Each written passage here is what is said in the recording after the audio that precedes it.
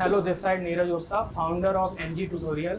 आज हम इस यूट्यूब चैनल के माध्यम से जो भी student MP merit, district merit में आते हैं उनका हम 1 बाय 1 इंटरव्यू करेंगे और जो भी टीचर अपने फील्ड में सक्सेसफुल हैं उन सभी का इंटरव्यू किया जाएगा और वो अपनी जर्नी, अपनी जिन्होंने जो भी पाथ अपना के उस मुकाम तक पहुँचे उनके बारे में यहाँ बताया जाएगा। मध्य प्रदेश में प्रत्येक वर्ष की तरह इस बार भी 10वीं 12वीं की बोर्ड परीक्षाएं आयोजित हुई हैं। इसमें कक्षा 12वीं में लगभग 7,39,000 बच्चों ने पार्टिसिपेट किया। हमारे शहडोल जिले से भी कई बच्चों ने पार्टिसिपेट किया। निश्चित रूप से इस बार का रिजल्ट पूरे प्रदेश का पिछले वर्ष की अपेक्षा में अच्छा रहा है और वर्तमान प्रदेश सरकार भी इसमें अपना योगदान की है। हमारे जिले से आर्ट्स में प्रथम स्थान प्राप्त करने वाली अंशिका मिश्रा के बारे में आज हम बात करेंगे। हमारा शहडोल क्षेत्र आदिवासी बाहुल्य क्षेत्र है। यहाँ से टॉप करना और खासकर इंग्लिश मीडियम में आर्ट्स सब्जेक्ट को लेकर डिस्ट्रिक्ट में फर्स्ट रैंक लाना बहुत मुश्किल काम है। इसको हमारे जिले की एक छात्रा अंशिका मिश्रा जिन्होंने साकार किया, हम उनको स्टेज में बुलाना चाहेंगे। बेटा बहुत बहुत स्वागत। Thank you sir. आगे हम अंशिका मिश्रा से इंटरव्यू के दौरान सीखेंगे, जानेंगे बच्चों को किस तरीके से पढ़ाई करनी चाहिए और डिस्ट्रिक्ट ही नहीं, स्कूल ही नहीं बल्कि स्टेट में टॉप करने का क्या फॉर्मूला हो सकता है, इस बारे में हम जानकारी प्राप्त करेंगे और निश्चित रूप से आज की डिस्कशन से क्षेत्र के बच्चों को विशेष लाभ होगा। अंशिका, आपका बहुत बहुत स्वागत है। आप डिस्ट्रिक्ट टॉपर रही है। शहडोल जिले से टॉप करना, आर्ट्स बैकग्राउंड से लेकर टॉप करने में आपको किस कठिनाई का सामना करना पड़ा और आप किस तरीके से ये अचीवमेंट प्राप्त की? डेफिनेटली सर, इसके लिए बहुत सारे फैक्टर्स ने काम किया। ऐसा नहीं है सिर्फ कि मेरी मेहनत इसमें इनपुट सिर्फ मेरा ही लगा है। मैं इसके लिए बहुत सारे फैक्टर्स को थैंक्स कहना चाहूंगी। पहले मेरे पेरेंट्स, जिन्होंने ऐसा एनवायरनमेंट बनाया, ऐसा सपोर्टिव एनवायरनमेंट बनाया जिससे मैं अपनी पढ़ाई अच्छे तरीके से कर पाई। सेकेंड, मेरी टीचर्स, जिन्होंने हर चैप्टर को, हर एक टॉपिक को जो भी मुझे डिफिकल्ट लग रहा है उसको ईजी से ईजी वे में प्रेजेंट करने की कोशिश की, मुझे समझाने की कोशिश की, जिससे मैं उसे अच्छे से समझ के और उससे आए हुए किसी भी टाइप के क्वेश्चंस को मैंने आंसर कर पाया। और थर्ड, मैं भगवान को थैंक यू कहना चाहूँगी क्योंकि उनसे मुझे डिटर्मिनेशन मिली, मुझे सेल्फ बिलीव मिला। तो यही सारे फैक्टर्स हैं जिसकी वजह से आज रिजल्ट आ पाया है। तो अंशिका, आप पहले कंफर्टेबल हो जाइए। सबसे पहले आप शॉर्ट में अपना इंट्रोडक्शन बताइए। So good morning to all the teachers and a very warm welcome and greeting to all the viewers. My name is Anshika Mishra और अभी currently ही मैंने अपनी 12th class Gyanoday English medium school से complete की है। मेरी family में मेरे अलावा मेरे पापा हैं जो कि ग्राम पंचायत में सेक्रेटरी की पोस्ट पे पोस्टेड है। मेरी मम्मी मिसेस मधु मिश्रा जो कि हाउसवाइफ है और मेरी एक एल्डर सिस्टर है और एक छोटा भाई है। नेक्स्ट, थोड़ा आप अपने बारे में बताइए कि आपने आर्ट सब्जेक्ट ही क्यों चूज किया। जैसे कि अभी 90% स्टूडेंट सिर्फ मेडिकल और डॉक्टर्स की फील्ड में जा रहे हैं, IIT, JEE, इंजीनियरिंग, मेडिकल, तो आपने डिफरेंट फील्ड आर्ट सब्जेक्ट ही क्यों चूज किया, इसका क्या रीजन था, थोड़ा इसके बारे में? सर, ये जैसे 10th का जब रिजल्ट आया, 10th के रिजल्ट के बाद हमें एक ऑप्शन हुआ कि हमें स्ट्रीम सेलेक्ट करना है। जैसे हमें बायो, मैथ्स और ह्यूमैनिटीज में से एक स्ट्रीम सेलेक्ट करना पड़ेगा। कॉमर्स ही 4 स्ट्रीम्स थे। तो मुझे शुरू से ही 9th-10th से ही मुझे ऐसा लगा कि मेरा झुकाव थोड़ा सा सोशल साइंसेस की तरफ है। मुझे हिस्ट्री, ज्योग्राफी, पॉलिटिकल साइंस, ये ऐसा नहीं था कि मेरे बाकी सब्जेक्ट्स में इंटरेस्ट नहीं थे। ये ऐसा था कि मुझे पॉलिटिकल साइंस, हिस्ट्री ये पढ़ने में ज़्यादा इंटरेस्ट आता था और ज़्यादा इजीली मैं ग्रास्प कर पाती थी चीज़ों को। और खास करके पॉलिटिकल जो इश्यूज चल रहे हैं, करंट में इश्यूज चल रहे हैं, तो वो ज़्यादा मुझे इंटरेस्टिंग लगता था। तो इस वजह से मैंने 11th-12th मैंने ह्यूमैनिटीज ऑप्ट किया। आप 10th में कितने परसेंट थे, आप थोड़ा बता सकते हैं? सर, मेरे 92.2 थे। आप किस स्कूल से आपने 10th कंप्लीट किया? सर, मैंने अपनी 9th-10th good Shepherd's Convent School Shahdol से किया है। नेक्स्ट क्वेश्चन आपका ये है, आपने जैसे भी हाल ही फिलहाल में डिस्ट्रिक्ट मेरिट फर्स्ट रैंक आया आर्ट्स सब्जेक्ट से, तो आपने क्या स्ट्रेटजी बनाई और क्या आपका डेली टाइम टेबल रहा करता था, तो आप इसके बारे में थोड़ा सा बताइए। सर, अगर जैसे हम बात करें, अगर जैसे जैसे मैंने बताया 10th के बाद से हमें अगर 12th में अच्छे मार्क्स लाने तो हमें बेस स्ट्रॉन्ग करना पड़ेगा। तो उसके लिए हमें 11th की पढ़ाई भी अच्छे से करनी पड़ेगी।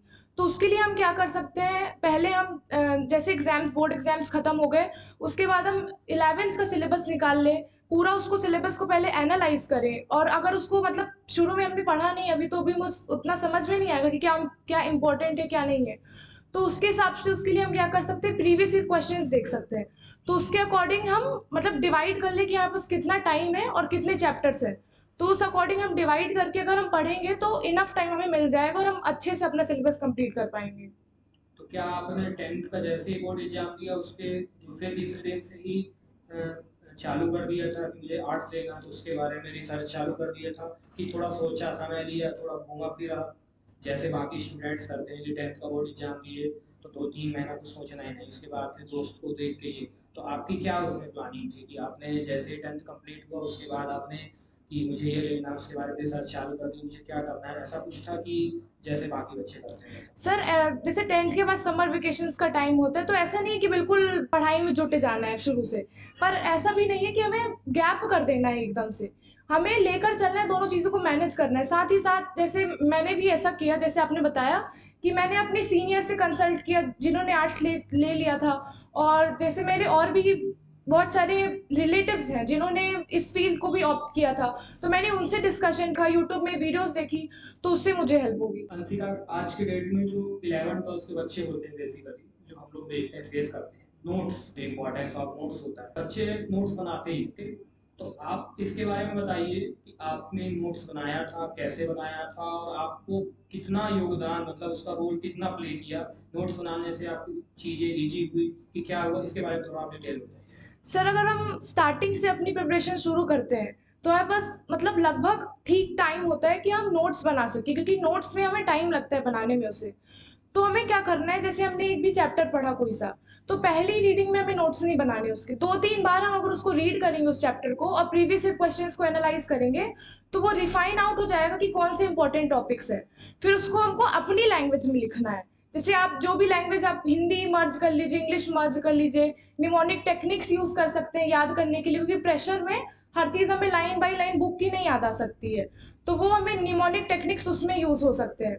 और उसके बाद मतलब सेल्फ नोट्स पे आप ज़्यादा एम्फेसिस करिए। दूसरे के नोट्स उतने आपको नहीं हेल्प करेंगे जितने खुद के नोट्स आपको हेल्प करेंगे, क्योंकि वो खुद से आपने लिखा है, अपने लिए लिखा है, अपने कंफर्टेबल जैसे भी है उस लैंग्वेज में आपने लिखा है, तो खुद के नोट्स बनाइए। मैंने भी डेफिनेटली नोट्स बनाए थे और उसी को एक बार विजन किया, बार बार मल्टीपल रिविजन किया, तो रिवीजन से ये बहुत हेल्प होती है कि वो इम्प्रिंट हो जाता है पूरा हमारे ब्रेन में, क्योंकि हमने लिखा है तो वो हमें ज़्यादा इजी होता है समझने के लिए। मतलब अपन इजी कहें व्यूअर्स को, तो नोट्स जो होते हैं हमारे इस जर्नी में, एकेडमिक जर्नी में बहुत रोल प्ले करते हैं, ताकि हम कोई भी चीज को इजीली रिवीजन कर सकें। नेक्स्ट क्वेश्चन अंशिका ये है कि आज अभी जो कोविड के बाद देखा जा रहा है, बच्चों का ये माइंडसेट बन चुका है कि हमारे स्कूल जाने से टाइम बर्बाद होता है। कहीं ना कहीं आपने भी देखा होगा, बहुत सारे, कोविड के पहले ये था कि मतलब बहुत इंपॉर्टेंस था, आजकल बच्चे कन्विंस कर लिए पेरेंट्स को कि हम मोबाइल से पढ़ लेंगे, घर में हमारी पढ़ाई ज़्यादा होती है, जबकि ऐसा कुछ होता नहीं है। तो हमने आपको 2 साल देखा, आप आपने रेगुलर अटेंड किया स्कूल, सारी एक्टिविटीज़ में इन्वॉल्व हुआ, तो उसके बारे में आप थोड़ा बताइए कि importance of regularity of school का क्या था? सर रेगुलरिटी स्कूल में बहुत इंपॉर्टेंट है। रही बात ऐसा कि हम घर में पढ़ लेंगे, तो स्कूल आके भी हम घर पे पढ़ाई कर सकते हैं, क्योंकि स्कूल लगभग 8 बजे से लेकर 3 बजे तक होता है नॉर्मली हम अगर देखें, तो उसके बाद भी अगर हम सिंसियरली पढ़ेंगे तो हमें 7 से 8 घंटे सेल्फ स्टडी के लिए मिल जाते हैं। तो ऐसा मतलब रेगुलरली अगर हम स्कूल आएंगे तो उससे हमें और भी बेनिफिट्स होंगे, हम अदर कल्चरल एक्टिविटीज़ में भी पार्टिसिपेट कर पाएंगे। और स्कूल में क्या होता है कि एनवायरनमेंट होता है स्टडी का, जो कंपटीशन एक डेवलप होता है, जो फ्रेंड्स के साथ हम कंपटीशन रहता है कि पढ़ाई का कंपटीशन, तो वो बहुत इंपॉर्टेंट होता है। जैसे अगर एग्जांपल के लिए अगर हम मंदिर में जाएंगे तो ज़्यादा अच्छे से प्रेयर कर पाएंगे, वहीं अगर हम सब्जी मंडी में जाकर बीच में बैठ गए तो वो प्रेयर नहीं हो पाएगी, क्योंकि वो एनवायरनमेंट बहुत ज़रूरी होता है। तो वैसे स्कूल में अगर हम गए तो वहाँ सारे ही बच्चे पढ़ने आ रहे हैं, तो वहाँ हमको एफर्ट नहीं लगाना पड़ता, वो ऑटोमेटिकली हमारी पढ़ाई होती है, तो स्कूल जाना बहुत इंपॉर्टेंट है। जैसे कई बच्चों का ये भी रहता है कि कभी कभी किसी सिचुएशन की वजह से कोई टीचर्स आ नहीं पाता, तो आपके साथ भी ऐसा होता होगा कि कभी टीचर्स नहीं आए, तो उस टाइम पे आप क्या करती थी? मतलब आप अपनी पढ़ाई करती थी कि बाकी बच्चों की तरह भी जैसे हम नॉर्मली देखते हैं तो बात करने में बिजी हो गए या फिर इधर उधर, तो आप उस टाइम को कैसे यूटिलाइज करती थी स्कूल में? सर जैसे कभी टीचर्स को देर हो गई आने में, ट्रैफिक में फंस गए, तो उस टाइम को हम मतलब जैसे ग्रुप में डिस्कशन कर सकते हैं, जो भी हमारे डाउट्स हैं या फिर जो पिछली क्लास में सर ने पढ़ाया है या फिर जो सर आगे पढ़ाने वाले, तो उसको एक बार रिव्यू कर सकते हैं, तो उससे हमें हेल्प होगी। आपका फ्रेंड सर्कल कितना बड़ा था? मतलब आपके फ्रेंड्स, स्कूल फ्रेंड्स बने? सर मेरे क्लास में लगभग सबसे दोस्ती थी, ऐसा नहीं था, मतलब कि दोस्ती सबसे थी पर जितनी होनी चाहिए, ज़्यादा दोस्ती जितनी नीडेड है, जितना इम्पोर्टेंट है कि मैं दूसरों की मदद करूं, वो मेरी मदद करे, तो इतना ही था। आप स्कूल में पढ़ाई के साथ साथ अदर एक्टिविटी में आप बढ़िया रही हैं, स्टेट लेवल कॉम्पिटिशन में भी आप भोपाल तक गई। पढ़ाई के साथ आपने अदर एक्टिविटी को कैसे मैनेज किया, और क्या आप इन सब के साथ में बढ़िया पढ़ाई कर सकते हैं? आपको ऐसा लगता है कि यदि आप अदर एक्टिविटी में पार्टिसिपेट ना किए होते तो डिस्ट्रिक्ट की बजाय आप स्टेट में टॉप किए होते? सर जैसे कल्चरल एक्टिविटीज़ की अगर हम बात करें तो वो भी एक मतलब एजुकेशन का वो भी एक पार्ट होता है, तो उसे पढ़ाई से अलग नहीं देखा जाना चाहिए। जैसे आपने बताया कि मुझे शुरू से ही कल्चरल एक्टिविटीज़ में मुझे इंटरेस्ट था, तो मैंने 11th-12th में दोनों ही क्लासेस में मैंने सारी कल्चरल एक्टिविटीज़ में पार्टिसिपेट किया। तो ऐसा नहीं होता कि वो हमारी पढ़ाई को डिस्टर्ब करता है, क्योंकि हमारे पास होते तो 24 आवर्स है। टाइम मतलब मेन बात यहाँ पे आता है टाइम मैनेजमेंट का, कि हम टाइम मैनेज कैसे करते हैं। तो मतलब मैक्सिमम टू मैक्सिमम आपके 1-2 घंटे जाएंगे इसमें इन्वेस्ट होते हैं, वो वेस्ट नहीं होते, क्योंकि उसी से आपको कुछ और भी सीखने को मिलता है। क्योंकि उससे जैसे आप परफॉर्म करेंगे तो उससे आपका सेल्फ कॉन्फिडेंस डेवलप होगा, उससे आपका प्रेजेंस ऑफ माइंड डेवलप होगा, तो वो भी बहुत हेल्प करता है हमारी पढ़ाई में। आप लगभग 2 वर्ष से कंटिन्यू सुबह प्रेयर कराती रही और आप स्कूल की लीडर भी रही। स्कूल 1st to 12th है आपका school? Yes sir. 1st to 12th school में आपका पूरे स्कूल की लीडर रही, हेड गर्ल के रूप में रही। आप क्या देखती हैं बच्चों में कहाँ पर कमी आती है कि वो फोकस नहीं कर पाते पढ़ाई में, या वो अपने दूसरी रुचियों में फोकस नहीं कर पाते? किसी को खेलना अच्छा पसंद है, किसी को ड्राइंग पसंद है, लेकिन वो उसमें बेहतर काम भी नहीं कर पाते। कहाँ पर ऐसी कमी आपको लगती है? सर रही बात मतलब सारे एक्टिविटीज़ को मैनेज करने की, तो बच्चों को आज ऐसा हो गया है कि वो बहुत ज़्यादा, मुझे लगता है इसमें थोड़ा सा फ़ोन या फिर टेक्नोलॉजी हमें थोड़ा सा यहाँ पे हैम्पर कर रही है, क्योंकि ज़्यादातर बच्चे क्या है अब ऑनलाइन गेम की तरफ शिफ्ट हो गए हैं। वो मतलब आउटडोर गेम की बजाय वो ऑनलाइन गेम खेलना ज़्यादा प्रेफर करने लग गए हैं। तो वो थोड़ा सा, क्योंकि उससे फिजिकल हेल्थ भी बच्चों की थोड़ी डिस्टर्ब हो रही है, और उससे क्या हो रहा है कि पढ़ाई के लिए भले ही हम फ़ोन का यूज़ करें, थोड़ा सा हमें यूज़ करना ठीक है, पर उससे क्या होता है कि फ़ोन में ज़्यादा डिस्ट्रैक्शंस भी होते हैं, तो उनसे फाइट करना बहुत इंपॉर्टेंट है। और मैं कहूँगी कि पेरेंट्स को भी थोड़ा ध्यान रखना चाहिए, अपने बच्चों को मतलब बात करते रहना चाहिए रेगुलरली उनसे, एक्टिविटीज़ के बारे में, स्कूल की एक्टिविटीज़ में उनको पार्टिसिपेट करने के लिए मोटिवेट करना चाहिए, क्योंकि बहुत सारे बच्चे ऐसे होते हैं जिनमें टैलेंट रहता है पर वो हेजिटेशन की वजह से नहीं पार्टिसिपेट कर पाते हैं। तो वो एक बार अगर वो पार्टिसिपेट करेंगे तो वो डेफिनेटली अच्छा कर पाएंगे। पूरी पढ़ाई के दौरान अपने आप को व्यवस्थित रखना भी एक जरूरी होता है। इसमें प्रमुख महत्वपूर्ण हो जाता है हॉबी। यदि हमारी कोई हॉबी है तो हम अपने पूरे दिनचर्या को ठीक से मैनेज कर पाते हैं और एक अलग से टाइम दे पाते हैं अपने आप को फ्रेश रखने के लिए। आपकी क्या हॉबी रही है और अपने आप हॉबी के लिए क्या किया? सर मेरी हॉबीज़ में है डिफरेंट कल्चरल एक्टिविटीज़ में पार्टिसिपेट करना, जैसे स्कूल्स में जो भी एक्टिविटीज़ होती हैं, मुझे स्पीच देना पसंद है, डिबेट करना पसंद है, और उसके अलावा मुझे नई नई आइडियोलॉजीज़ के बारे में जानना, डिफरेंट पीपल से बातें करना, उनके एक्सपीरियंस को सुनना, ये सारी मुझे चीज़ें अच्छी लगती है। अंशिका, आप टाइम टेबल बता सकती हैं, आप क्या टाइम टेबल फॉलो करते थे? मॉर्निंग में कितने बजे उठना, क्या शॉर्ट में जैसे कितना सेल्फ स्टडी कितना टाइम देती थी, अदर काम में कितना टाइम देती थी, थोड़ा बता सकते हैं? सर हमें ऐसा है कि स्ट्रिक्ट एक रिजिड टाइम टेबल हम नहीं फॉलो कर सकते, वो 1-2 दिन फॉलो होगा फिर वो नहीं हो पाएगा फॉलो। तो हमको एक रफ टाइम टेबल बनाना है कि इस टाइम स्पैन में हमें ये अपने वर्क कंप्लीट करना है। तो उसके लिए हम क्या कर सकते हैं, अगर आप जैसे आपको एक आइडेंटिफाई करना पड़ेगा कि आप एक नाइट आउल है या फिर एक अर्ली बर्ड है, मतलब आपको सुबह उठना ज़्यादा पसंद है या फिर रात को पढ़ना ज़्यादा पसंद है। तो अगर आप मेरे हॉबीज़ के बारे में बात करें या फिर मैं किसको ज़्यादा प्रेफर करती हूँ, तो मुझे सुबह उठ के पढ़ना ज़्यादा अच्छा लगता था, क्योंकि उस टाइम पे माइंड हमारा फ्रेश रहता है, जो भी हम पढ़ते हैं वो हमें अच्छे से रिटेन हो पाता है। तो मैंने सुबह पढ़ना ज़्यादा प्रेफर किया।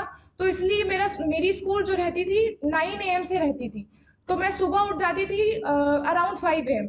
उसके बाद थोड़ा सा एक्सरसाइज हो गया, फिर उसके बाद हम जो हमारे सर पढ़ाने वाले नेक्स्ट, तो उसको थोड़ा सा रिव्यू करके चले गए, उसको रीड करके चले गए। तो उससे क्या होगा, जो डाउट रहेगा तो वो हम वहीं पे ऑन द स्पॉट सर से पूछ सकेंगे। तो वही सुबह उठकर हमने पढ़ाई की।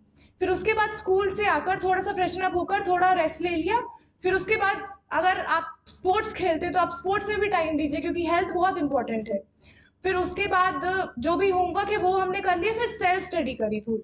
मतलब अपन यदि व्यूअर्स को बताएं तो मॉर्निंग में जो उठता है तो वो दिन भर एक्टिवेट रहता है, क्योंकि ज़्यादातर अभी हम लोग भी पढ़ाते हैं बच्चों को, तो देखा जाता है कि रात को लेट नाइट तक स्टडी करना और सुबह लेट उठना।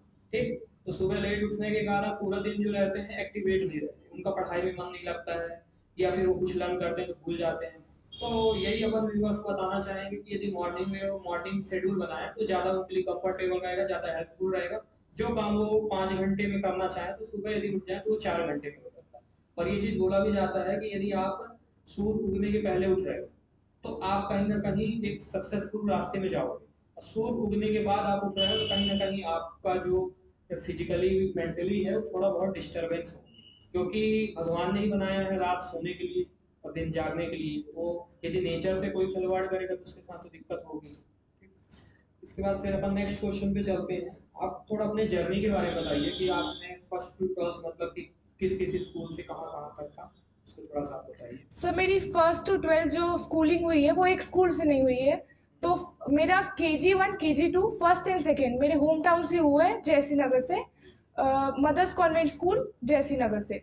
फिर उसके बाद 2nd to 8th की स्कूलिंग मेरी कोतमा से हुई है, Saint Joseph Convent School Kotma.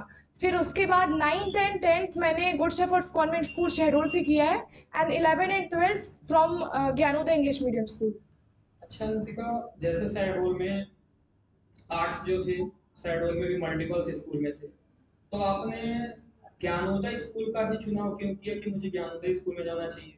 आपके पास परसेंटेज भी अच्छे थे, सारी चीज़ें थी, तो आपके पास ऑप्शन भी अच्छे थे, तो आपने ऐसा क्या डिसाइड किया कि मुझे ज्ञानोदय स्कूल में ही एडमिशन लेना चाहिए?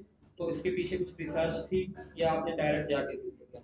सर जब 11th में एडमिशन लेने की बात आई तो मेरे पास बहुत सारे ऑप्शंस थे, स्कूल्स को विजिट करने का, वहाँ का एनवायरनमेंट देखने का, और वहाँ का मतलब कौन से स्कूल में मुझे एडमिशन लेना है। तो मैंने ज्ञानोदय को इसलिए प्रेफर किया क्योंकि मैंने देखा कि यहाँ पे एकेडमिक में तो बहुत अच्छा हो ही रहा है, मतलब और स्पोर्ट्स में भी। अब जैसे हमने देखा पूजा वस्त्रकर जो कि करेंटली इंडियन टीम में खेल रही हैं, वो भी इसी स्कूल से पढ़ी हुई हैं, और एकेडमिक में तो परफॉर्मेंस बहुत अच्छा रहा है। लकीली जो मेरे टीचर थे मिस्टर रविशंकर मिश्रा, उन्होंने स्टेट लेवल में 2017 में उन्होंने 4th रैंक हासिल की थी। तो उससे ये पता चलता है कि यहाँ का इन्वायरमेंट जब ऐसा हमको आउटपुट दिख रहा है तो मतलब इसका यहाँ का इन्वायरमेंट, यहाँ की स्टडीज़ के बारे में पता चलता है कि जब यहाँ पे पहले भी टॉपर्स प्रोड्यूस हो चुके हैं, मतलब यहाँ पे उस पढ़ाई और फैकल्टी को ये दर्शाता है। तो इसलिए मैंने ज्ञानोदय को चूज किया। अगर हम आते हैं बोर्ड एग्जाम्स में, और तो पूरी पढ़ाई का उद्देश्य एक ही होता है कि हम बेहतर रिजल्ट ला सकें। आपको आपकी परीक्षा को लेकर क्या रणनीति थी पूरे 1 साल की, जुलाई से लेकर मार्च तक? आपने समय को कैसे डिवाइड किया? और उसके साथ साथ में जो परीक्षा होता है, विद्यार्थी को नहीं जानता, वो कॉपी देखता है। तो कॉपी में बच्चा अपनी प्रस्तुति लिखने के माध्यम से प्रस्तुत करता है। आपका लिखने का क्या तरीका था? कहने का मतलब ये कि आपने रॉ मटेरियल तैयार किया, आपने पढ़ाई पूरी की, और उस पूरी पढ़ाई को डिलीवर कैसे करना है, सामने तक किस रूप में परोसना है, कैसे पहुंचाना है, ताकि हमको अधिक से अधिक नंबर मिल सके। और यहाँ आधे नंबर, एक नंबर का भी खेल होता है। तो आप उस परीक्षक से एक नंबर कैसे निकलवा सकती थी, उसकी आपकी रणनीति क्या थी? कुल मिलाकर इसमें यह जानना है आपको कि पूरे 1 साल की परीक्षा को लेकर क्या रणनीति रही, और साथ ही साथ परीक्षा में किस तरीके की उत्तर लेखन होना चाहिए, क्या अप्रोच होना चाहिए। उसमें मल्टीपल चॉइस क्वेश्चन भी आते हैं, आंसर राइटिंग के लिए भी आता है लगभग 5 मार्कर, 6 मार्कर, 3 मार्कर, 2 मार्कर ऐसे आते हैं, तो सबके लिए क्या रणनीति होती है पूरे एग्जाम को, पूरे पेपर को एक तरह से हैंडल कैसे करना चाहिए? सर तो पहले तो मेन टॉपिक होता है सिलेबस कंप्लीट करना। तो शुरू में आपको क्या करना है, जैसे मैंने बताया स्टार्टिंग में आपको सिलेबस निकाल लेना, सिलेबस बहुत इंपॉर्टेंट है। तो उसको पहले हमने एनालाइज किया, फिर उसको हमने जैसे डिवाइड किया कि जैसे कब हमें इसे कंप्लीट करना है, किस टाइम स्पैन में हमें इसे कंप्लीट कर लेना है, और ऐसा हमें टाइम चैप्टर वाइज डिवाइड कर लेना है। और किसी टाइम में अगर ज़्यादा, किसी टाइम में ऐसा होगा किसी चैप्टर्स में ज़्यादा टाइम लग जाएगा, किसी में कम टाइम लग जाएगा। इस पूरी जर्नी को अपने उदाहरण के साथ बताइए।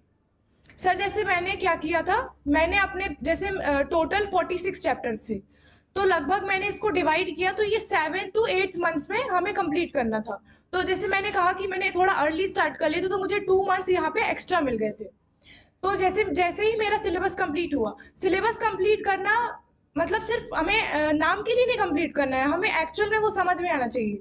तो अगर कोई भी टॉपिक में स्टक हो रहे हैं, हम किसी भी टॉपिक में हमें लग रहा है डिफिकल्टी है, उसमें हम बार बार भूल रहे हैं, तो उसको रेगुलर पहले हमें समझना है, फिर उसे रिविजन करना है। तो पहले तो हमें अच्छे से सिलेबस को समझ के उसका रिविजन करना है। फिर जहाँ बात आती है, सर आपने जैसे पूछा कि आंसर प्रेजेंटेशन, तो आंसर प्रेजेंटेशन बहुत इंपॉर्टेंट है, क्योंकि जो भी हमने थ्रू आउट द ईयर हमने जो भी पढ़ा है, वो टीचर सिर्फ उस कॉपी से जज कर पाएंगे कि हमने क्या पढ़ा है, हमने कितनी हमें तैयारी की है और कैसे हम प्रेजेंट कर रहे हैं आंसर से। तो यहाँ पे मुझे मेरे टीचर्स ने बहुत हेल्प किया। मुझे भी आंसर प्रेजेंटेशन में दिक्कत आती थी, पर मेरे टीचर्स की हेल्प से मैं इसे सॉल्व कर पाई। एग्जाम्पल के लिए अगर हम लें, जैसे कोई एक डिश हमने बनाई, बहुत सारी हमने डिशेस बनाई, और अगर हम एक ही प्लेट पे उसको सारी एक के ऊपर एक डाल दें, तो उसकी पूरी मतलब उसकी जो इम्पोर्टेंस है, उसका जो टेस्ट है वो पूरा खराब हो जाएगा। तो वैसे ही अगर हम उसको अलग अलग अच्छे से प्रेजेंट करें, तो वो उतना ही डिलीशियस लगेगा और ज़्यादा मतलब उसका और सिग्निफिकेंस उसका और बढ़ जाएगा। तो वैसे ही आंसर राइटिंग में है, आपको आंसर ऐसे डिलीवर करना है कि हर एक पॉइंट एग्जामिनर को क्लियरली दिख जाए, उसको कोई भी दिक्कत ना हो। यहाँ पे हैंड राइटिंग की बात आती है, तो आपकी हैंड राइटिंग अच्छी होना ज़रूरी नहीं है, पर नीट एंड क्लीन होना आपको बहुत ज़रूरी है। हैंड राइटिंग आपकी नीट एंड क्लीन होनी चाहिए। तो आंसर प्रेजेंट करने के लिए हम क्या कर सकते हैं, मतलब हम डिवाइड कर सकते हैं, जैसे क्वेश्चन के अकॉर्डिंग हमें आंसर लिखना है। जैसे 2 मार्क्स का क्वेश्चन है, तो उसके वेटेज के अकॉर्डिंग हमें आंसर लिखना है, कितने लाइन हमें इसमें लिखना है, तो उसके अकॉर्डिंग हमने क्वेश्चन पढ़ा, उसको हम फ्रेम में उसको सेट करना है कि इसमें कितना हमें लिखना है कि हमें 2 मार्क्स के अकॉर्डिंग इफ सेट हो जाए, उसके अकॉर्डिंग हमें लिखना है। पहले हम अपने एक मैप बना ले कि हमें ऐसा अपना आंसर प्रेजेंट करना है। उसके बाद हमने प्रेजेंट किया अपना आंसर, हमने ट्राई करना है कि हेडिंग वाइज अगर हम लिखेंगे तो वो ज्यादा प्रेजेंटेबल होगा। तो नेक्स्ट क्वेश्चन, आज के डेट में जैसे आप देख रहे हैं 5th 6th में स्टूडेंट सोशल मीडिया, इंस्टाग्राम हो गया, फेसबुक हो गया, स्नैपचैट और अदर अकाउंट एक्टिव हो जाते हैं और अपना काफी टाइम बच्चे इन्वेस्ट करते हैं जिससे कुछ मिलना है। तो आप इसको कैसे मैनेज करती थी? सोशल मीडिया में आपका कोई अकाउंट है या फिर इसको आप कैसे मैनेज? सर देखा जाए तो कोविड के बाद बच्चों के पास जैसे सोशल मीडिया से ज्यादा कनेक्शन हो गया है, क्योंकि ये हो गया था कि ऑनलाइन पढ़ाई हो गई, तो पढ़ाई के साथ साथ थोड़ा बच्चे सोशल मीडिया की तरफ भी शिफ्ट हो गए। तो सोशल मीडिया में क्या करना है, मतलब जरूरत अगर हमें पढ़ाई में नहीं हो रही है तो कोई जरूरत नहीं है। अगर आपको एंटरटेनमेंट भी करना है, आपको अपना मतलब आपको अपना टाइम ऐसे निकालना है जब हम रिलैक्स जिसको कहते हैं करते हैं, तो आप स्पोर्ट्स खेलिए, आप टीचर से डिस्कशन करिए, या फिर जो भी आपकी हॉबीज है आप उनको परफॉर्म करिए, बजाय कि सोशल मीडिया में टाइम स्पेंड करने से। उससे क्या होता है कि हमें गिल्ट होता है जब हम टाइम स्पेंड कर देते हैं अपना, तो गिल्ट होता है, उससे मतलब बहुत रिग्रेट टाइप में होता है, तो उससे हमारी पढ़ाई पे भी डेफिनेटली इफेक्ट पड़ता है। टाइम तो वेस्ट होता है, वो गिल्ट बहुत वो इफेक्ट करता है, हमारे सेल्फ कॉन्फिडेंस को कम करता है वो। तो उससे बचने के लिए हमें क्या करना है, सोशल मीडिया से अगर हम दूर रहें तो वो बहुत अच्छा होगा। जैसे आपने पूछा सर, तो मेरा व्हाट्सएप में जैसे क्लासेस चलती थी तो उसमें मैं थोड़ी सी एक्टिव थी, बाकी और कहीं पे सोशल मीडिया प्लेटफॉर्म में मेरा कोई भी कनेक्शन नहीं था। ये बहुत बड़ी बात है क्योंकि आज के डेट में 5th 6th से बच्चे, इवन हमने तो देखा 4th, एक बच्चे का भी देखा 4th क्लास में भी इंस्टाग्राम अकाउंट, तो मतलब जिसमें काफी समय रील्स में या फिर चैटिंग हो गया या फिर इधर उधर बहुत ज्यादा टाइम स्टूडेंट डिस्टर्ब करते हैं जिसका कुछ मिलना नहीं है। और बाद में फिर उन्हें जब पता चलता कि हमने काफी टाइम इन्वेस्ट कर दिया तब समय बहुत हो चुका होता है। ठीक, बाद में फिर उनकी काफी दिक्कतें होती हैं, परसेंटेज नहीं आते, फिर बहुत ज्यादा प्रेशर उनके ऊपर। अब नेक्स्ट क्वेश्चन, आप आर्ट्स बैकग्राउंड से, और निश्चित रूप से ऐसे अचानक डिसीजन नहीं हुआ है, आपने पूरी बताइए जर्नी कैसे आर्ट्स लिया, इसके पीछे मुख्य उद्देश्य क्या था आपसी का, आप आर्ट्स की तरफ ही क्यों जाना चाहती थी? क्या केवल इंटरेस्ट की बात है या ऐसा कोई एम था जिसे आप ह्यूमैनिटीज सब्जेक्ट्स को लेकर पूरा कर सकती हैं? सर, जब स्ट्रीम सिलेक्शन की बात आती है तो हमें दो चीज़ों को कंसीडर करना चाहिए। जैसे पहली तो हमारी हो गई इंटरेस्ट किस में है, क्योंकि हमें उसको 2 साल पढ़ना है, थॉरली पढ़ना है। तो अगर हमारा इंटरेस्ट नहीं होगा तो हम उसको नहीं पढ़ पाएंगे अच्छे से। तो पहली हमारी हो गई इंटरेस्ट। सेकंड हो गया हमारा एम, जो है हमें जो भी आगे जाकर हमें जो भी पोजीशन पे सर्व करना है, तो उस पे कौन सी फील्ड ज़्यादा अप्रोप्रिएट है जहाँ पे हमें आसानी हो सकती है।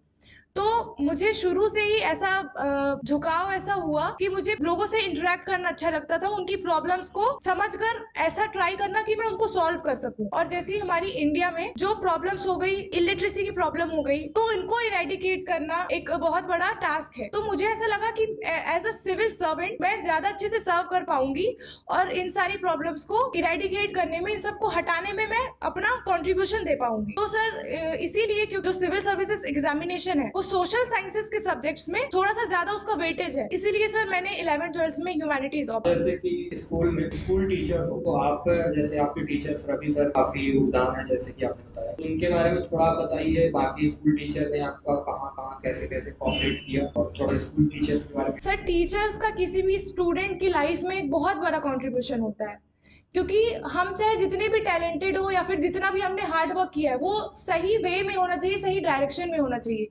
जैसे अगर हम एग्जाम्पल लें तो अर्जुन बहुत बड़े योद्धा थे, पर अगर उनको श्री कृष्ण जी का मार्गदर्शन नहीं मिलता तो वो शायद ही महाभारत जीत पाते। तो इसलिए मैं अपने टीचर्स को बहुत थैंकफुल हूँ उनके लिए कि उन्होंने मुझे राइट डायरेक्शन में मुझे एक पाथ दिया जिसमें मैं चलकर रिजल्ट ला पाई। तो मैं पहला तो बहुत थैंकफुल हूँ रवि सर के, क्योंकि उन्होंने खुद भी मेरिट लिस्ट में अपना नाम लाया है, तो उन्हें उस चीज़ का एक्सपीरियंस था। उन्हें जो भी डिफिकल्टीज आ रही हैं या फिर जो भी उन्होंने सीखा है, जो भी उनकी मेहनत है, उन्होंने मुझे बताया कि यहाँ पे मैं और बेहतर कर सकती हूँ, यहाँ पे मैं और लोगों से और बेहतर कर सकती हूँ। उन्होंने हर पॉइंट पे मुझे बताया कि आप यहाँ पे ये ऐड करिए तो आप दूसरों बच्चों से आगे हो जाएंगे।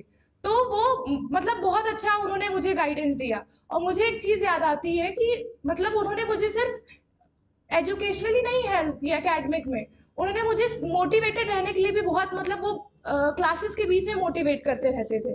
तो मैं ऐसा बताना चाहूँगी कि एक बार ऐसे ही मैं थोड़ी डीमोटिवेट हो गई कि सर इतने सारे स्टूडेंट्स से कहाँ हमारा नंबर लग रहा है, कितने सारे स्टूडेंट्स तो पढ़ रहे होंगे।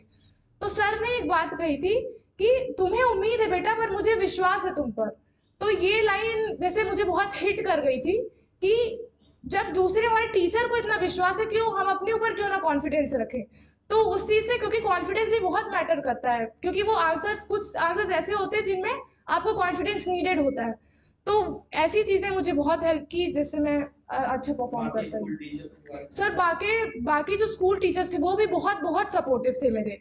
जैसे मैं बात करूँ इंग्लिश के हमारे शाहिद सर, उन्होंने, मतलब मैंने उनको बताया कि सर मुझे इस पॉइंट पे दिक्कत हो रही है, तो लास्ट के दिनों में उन्होंने 3-3 घंटे की मेरी क्लासेस ली, छोटे से छोटे डाउट्स उन्होंने मेरी क्लियर किए। क्योंकि उन्होंने मुझे बोला कि ऐसा मत सोचना कि क्या सोचेंगे सर, इतना छोटा सा डाउट मैं पूछूंगी तो, क्योंकि यही छोटे डाउट्स फिर हमको आगे कहीं पे हिंड्रेंस ला सकते हैं।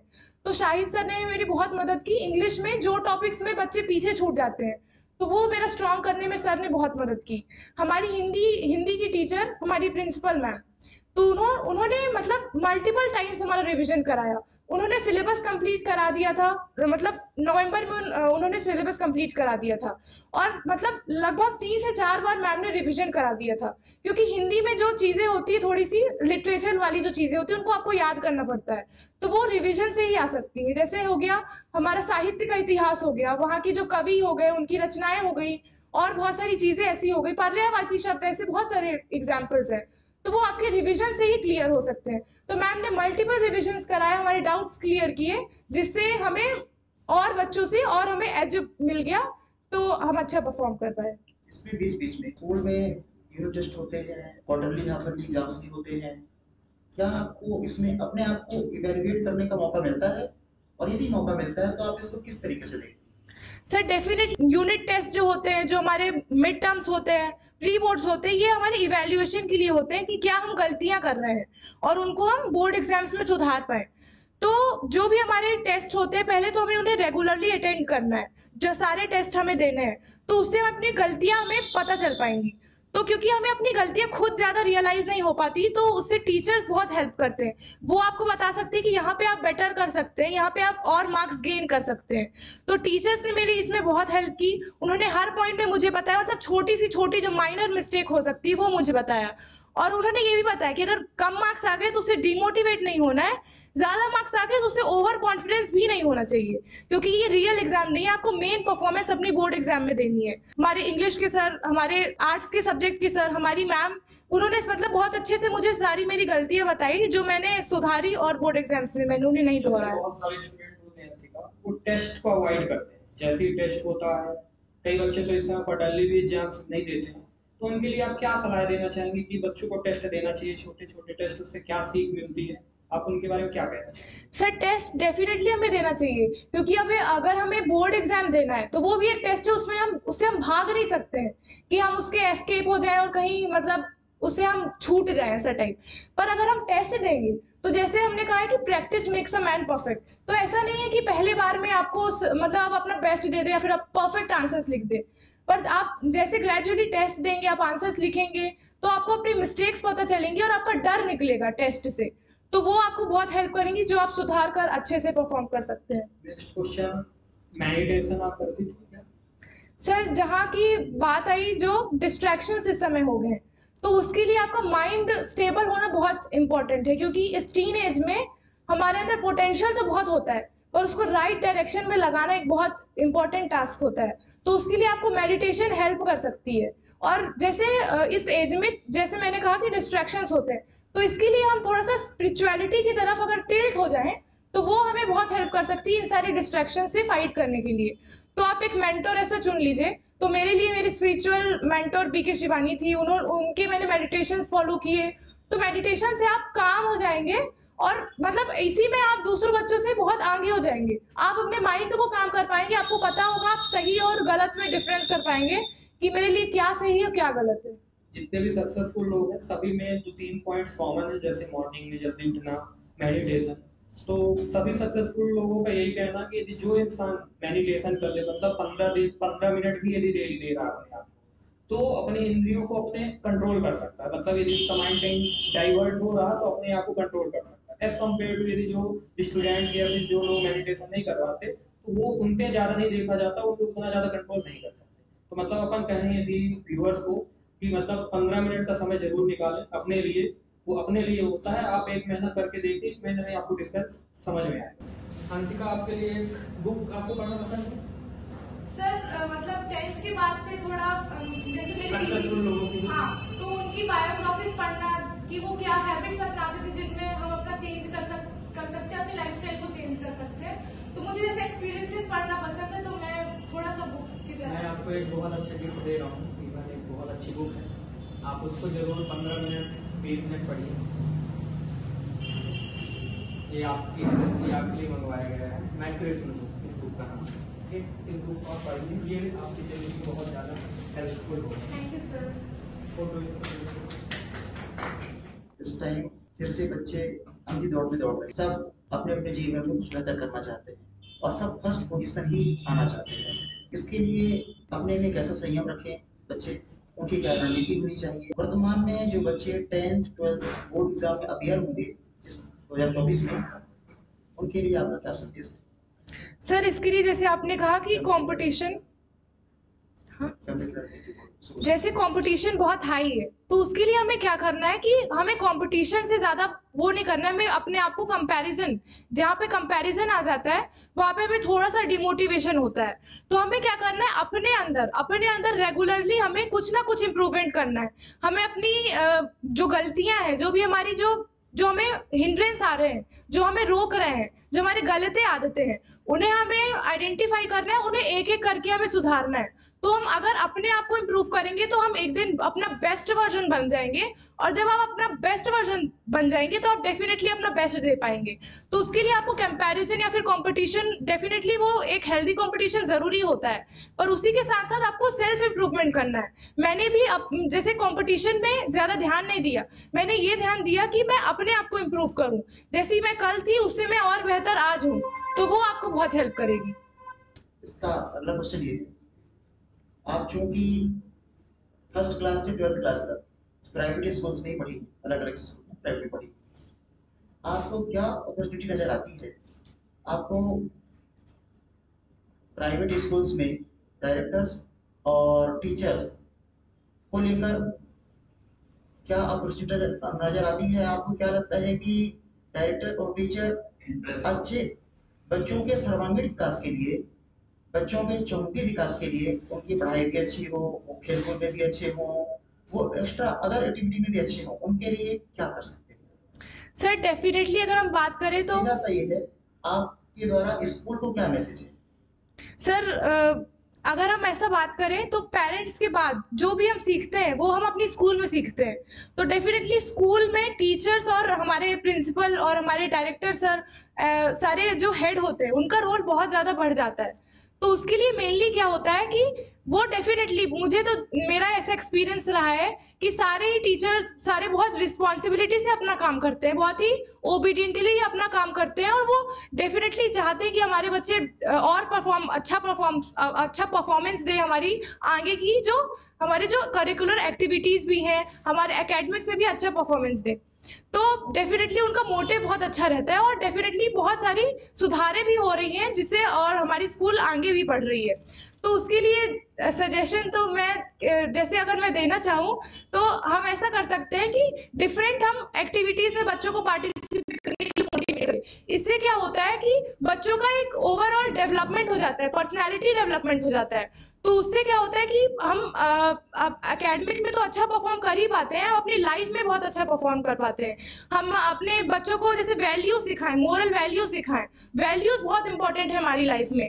हमारा एम होना, हमें इन सब चीज़ों से दूर रहना है, हमें इन सब चीज़ों को हमें अचीव करना है, ये बहुत इंपॉर्टेंट है। तो हमारा गोल क्लियर हो, ऐसे हम गाइडेंस सेशंस कराते रहें, जो हमारे सीनियर्स निकल चुके हैं हम उनसे बात करते रहें, या फिर उनके एक्सपीरियंस सुनते रहें। जो भी स्कूल में हमारे जो और भी बाकी मेरिट में स्टूडेंट्स आ चुके हैं, बहुत सारे स्टूडेंट्स ज्ञानोदय स्कूल से मेरिट में आ चुके हैं, and sports and other curricular activities में भी बहुत सारे स्टूडेंट्स रह चुके हैं।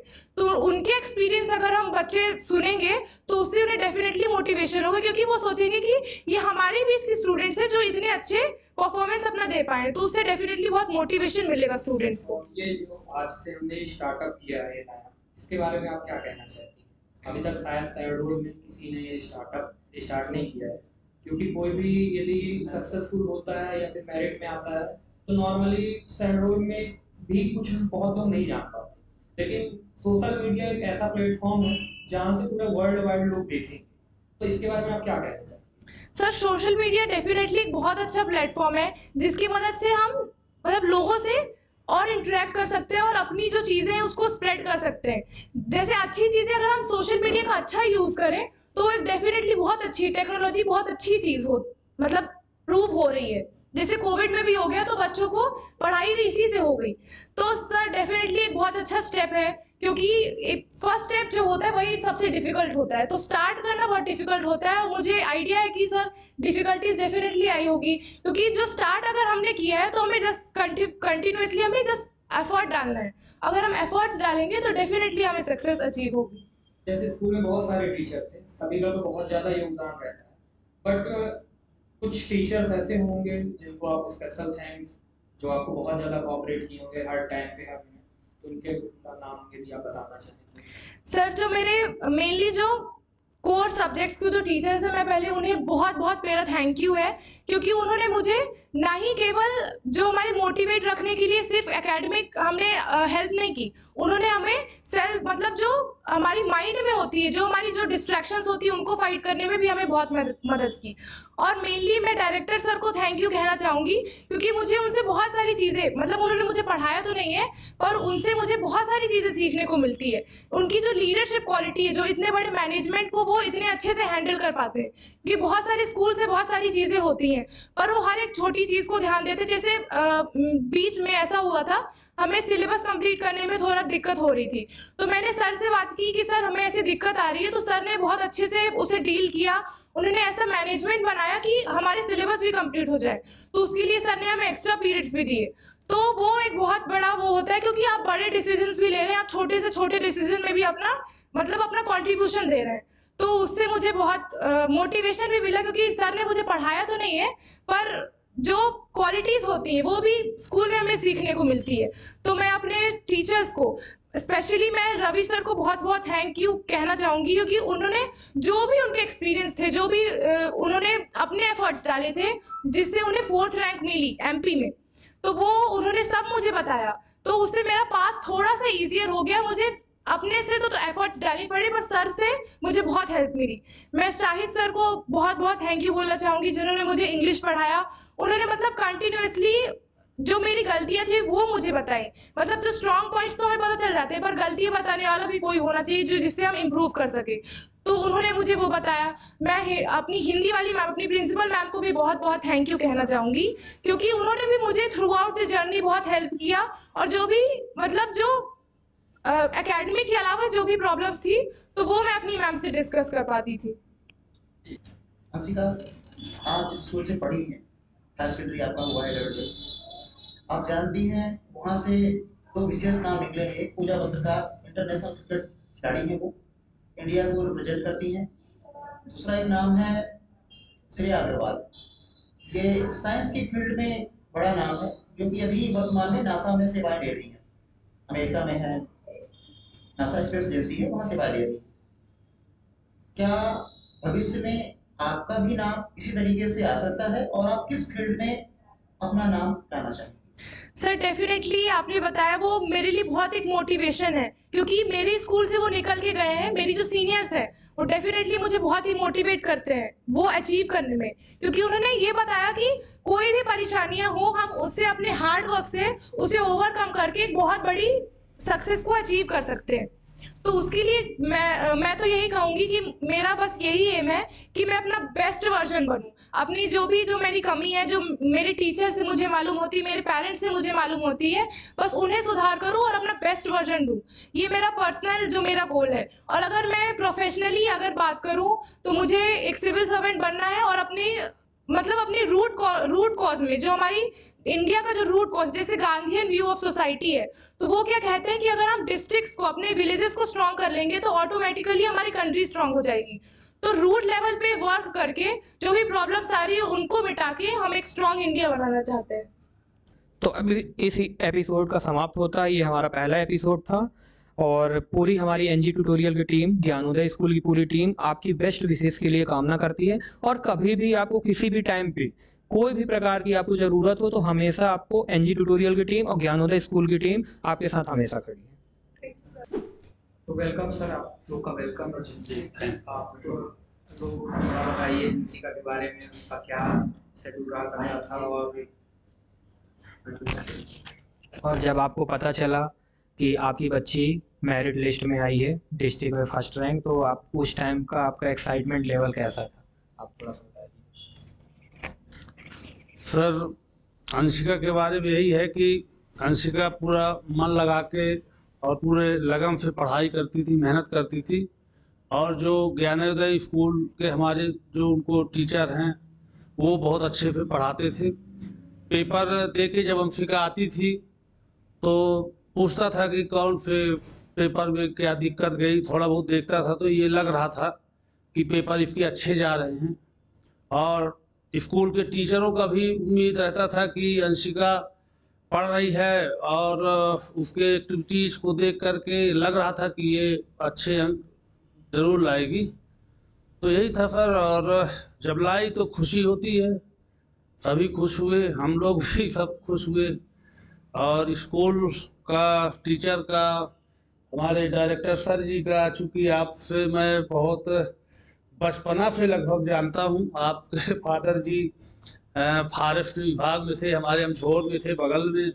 तो जब फर्स्ट बार हम एडमिशन के लिए गए, सर को देखे और सर जी के पापा जी भी थे, मिले तो मैं सब पहचान गया, जान गया, तो बहुत अच्छा लगा। तो यही है सर, स्कूल का और सब लोगों का बहुत बहुत धन्यवाद। अंशिका तो इतना मन लगा के पढ़ती थी कि हम रात रात में 12-1-2 बज जाते थे। हम आके बार बार बोलते थे नहीं बेटा अब सो जाओ। नहीं मम्मी आपको तो सोने की पड़ी है, हमको अपनी भविष्य देखना है, ऐसे करके। और वो अलार्म लगा के सोती है तो कभी कभी इतनी अब सोने के बाद तो पता ही नहीं चलता, तो मेरे को बोलती कि नहीं मम्मी हमको आप सुबह उठाना ही है। सुबह मैं मेडिटेशन के लिए सुबह 4 बजे डेली उठती हूँ, तो वो बोलती जब आप उठो तो मेरे को आप जरूर उठाओ। और हमको कभी आ जाता था कि नहीं इसको सो लेने दे, नींद भी जरूरी है, तो बोलती नहीं नींद बाद में भी हो जाएगा मम्मी, मेरी भविष्य की बात है, आप मेरी नींद के लिए मत देखो, आप मेरे को जगाना। बस अंशिका बस मेहनत तो बहुत ज़्यादा की और हमारा जी जी जी जी कहीं ना कहीं यदि स्टूडेंट्स मेहनत करता है तो उसका रिजल्ट 100% मिलता है। मतलब स्टूडेंट को मेहनत करना चाहिए चाहे कुछ भी। आपका सर बहुत ज़्यादा योगदान रहा है बच्चों के पीछे, आपने जितनी मेहनत लगाई है उसका रिजल्ट हर साल देखने को मिलता है। तो आप थोड़ा बताएं कि आप अभी आपकी लगभग 50+ एज हो चुकी है, उसके बाद भी आप इतना मोटिवेट, इतना एक्टिवेट रहते हैं। आप लोग से आपसे खुद हम लोग इतना मोटिवेट होते हैं। कभी कभी आप खाना भी नहीं खाए रहते, इसके बाद फिर भी बहुत मोटिवेट, बहुत एनर्जी रहती है। तो ये सब सर कैसे, मतलब आपका क्या आगे का विजन है और क्या आप देखते हैं आगे? सबसे पहले तो मैं आपको धन्यवाद दूंगा कि आपने इस तरह का प्रयोजन किया, तो आप इसमें सक्सेस हो और आपकी कोचिंग भी सक्सेस हो। क्योंकि सबसे पहले तो ये मोटिवेशन जो आप कर रहे हैं ना, ये बच्चों के लिए, हम लोगों के लिए बहुत इम्पोर्टेंस है। ये मैसेज जाता है कि बच्चे ने क्या किया और आगे क्या कर रहा है या क्या करना चाहेगा, एक माध्यम ये लोगों तक पहुंचाने का। तो सबसे पहले तो मैं आपको धन्यवाद दूंगा। दूसरा, बच्चे, खासकर ऐसे होनहार बच्चे जब मिल जाते हैं तो माता पिता के बाद स्कूल के डायरेक्टर, प्रिंसिपल एंड टीचर्स का बहुत बड़ा रोल। ये जब बच्चे अच्छे होते हैं, इनके द्वारा ही हमें एनर्जी मिलती है। जब ये अच्छा काम करते हैं स्कूल में या बाहर, तो ऑटोमेटिक हमारे पास एनर्जी आती है, और जब एनर्जी आती तो और लगता है कि हम और अच्छा काम करें। जैसे अभी बच्चों ने अच्छा रिजल्ट दिया, तो अब हम एक नए रूप में फिर से एनर्जी हमारे पास पुनः आ गई और हम फिर से सोचते हैं कि हम एक ऐसा मुकाम हासिल करें जो अगले सेशन में शहडोल का नाम रोशन हो और प्रदेश स्तर तक भी हमारे बच्चे अपना अच्छा रिजल्ट लाएं। तो इस एपिसोड का समाप्त होता है। ये हमारा पहला एपिसोड था और पूरी हमारी एनजी ट्यूटोरियल की टीम, ज्ञानोदय स्कूल की पूरी टीम आपकी बेस्ट विशेष के लिए कामना करती है। और कभी भी आपको किसी भी टाइम पे कोई भी प्रकार की आपको ज़रूरत हो तो हमेशा आपको एनजी ट्यूटोरियल की टीम और ज्ञानोदय स्कूल की टीम आपके साथ हमेशा